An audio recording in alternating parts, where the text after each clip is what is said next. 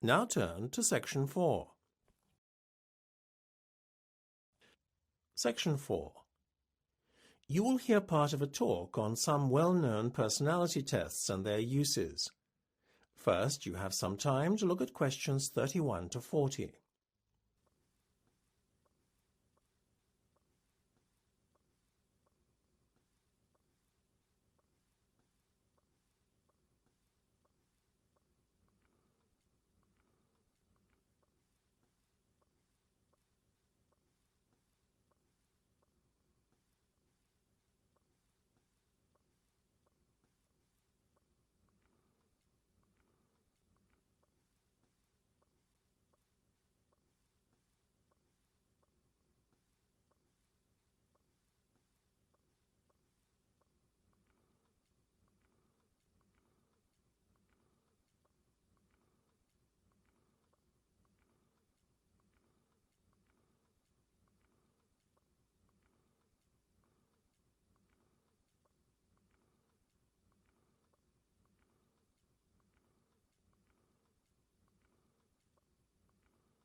Now listen carefully and answer questions 31 to 40.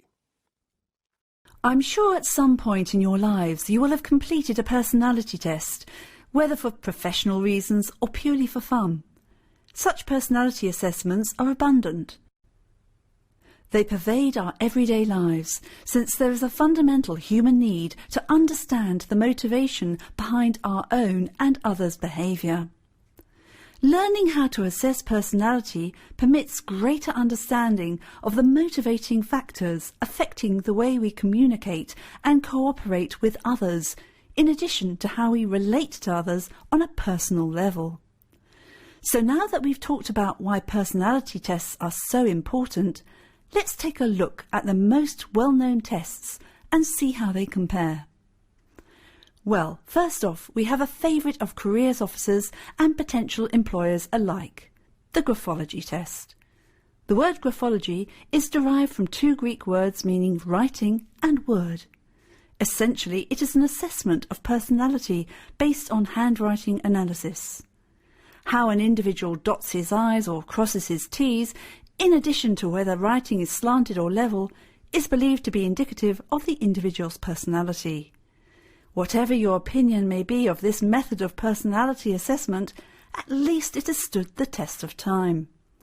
The graphology test, as a measure of personality, was first proposed by a certain Juan Huerta de San Juan as far back as 1575, and it has seen fluctuation in its popularity since then. In the 20th century, Alfred Binet was so convinced as to its validity that he termed it the science of the future. And indeed today, it is still a very popular method of personality assessment. Its validity, though, as a measurement of character, is dubious. The British Psychological Society has even gone so far as to rank graphology alongside astrology, giving them both zero validity. A major problem with the test is that an element of subjectivity enters the assessment of certain criteria in the test, such as harmony and style of writing. However, in its favour, the test is relatively quick and easy to administer. Next, let's look at the Rorschach or inkblot test, which is one of the better-known tools of psychological assessment. Popularised in party game versions of the test, the Rorschach test has received mixed reactions amongst psychologists.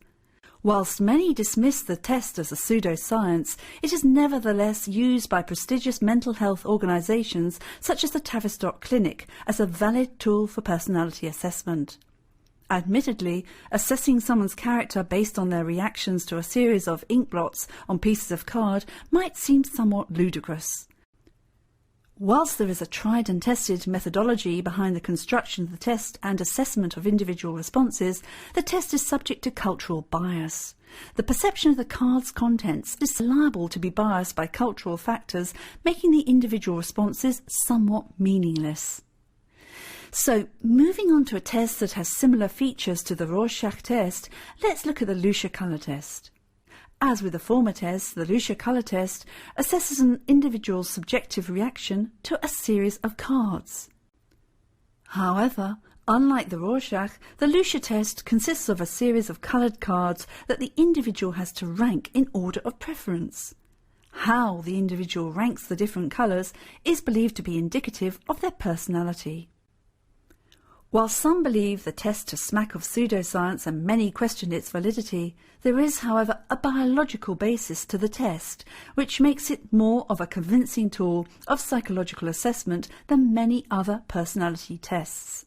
Certainly, its use by psychologists and doctors, as well as authorities such as government agencies and universities to screen their candidates, would seem to be a strong argument for the validity of the test. A major plus to this test is that it is so accurate that it is even sensitive to mood change. Individuals, therefore, taking the same test at different periods of time will see a correlation between results and mood. Finally, I would like to refer to the TAT test, or the Thematic Apperception Test, to give it its full name. On the face of it, it is a very simplistic test. As with the Rorschach and Lucia tests, the individual is dealt a series of cards. However, on these cards are depicted a series of ambiguous scenes involving groups of people. The individual is required to make up a story about each, and the individual is then assessed based on the content of each story. Whilst the test is quick and simple to administer, critics of the test argue that there is a lack of standardisation of the cards and scoring systems, making comparisons between individuals problematic. This, therefore, undermines the validity of the test. Nevertheless, the TAT test is still used as a tool in fields as diverse as psychological research into occupation preference and partner selection and forensic examinations to evaluate crime suspects. It is therefore a matter of individual preference as to which test is used when employed for professional reasons. All these tests, though, have their benefits and their drawbacks. No one definitive test exists that provides 100% accuracy in assessing personality. That is the end of section 4. You now have half a minute to check your answers.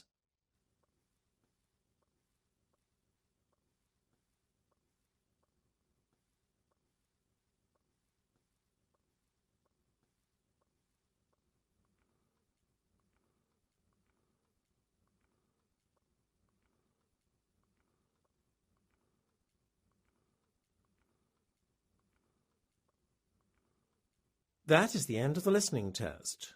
You now have 10 minutes to transfer your answers to the listening answer sheet.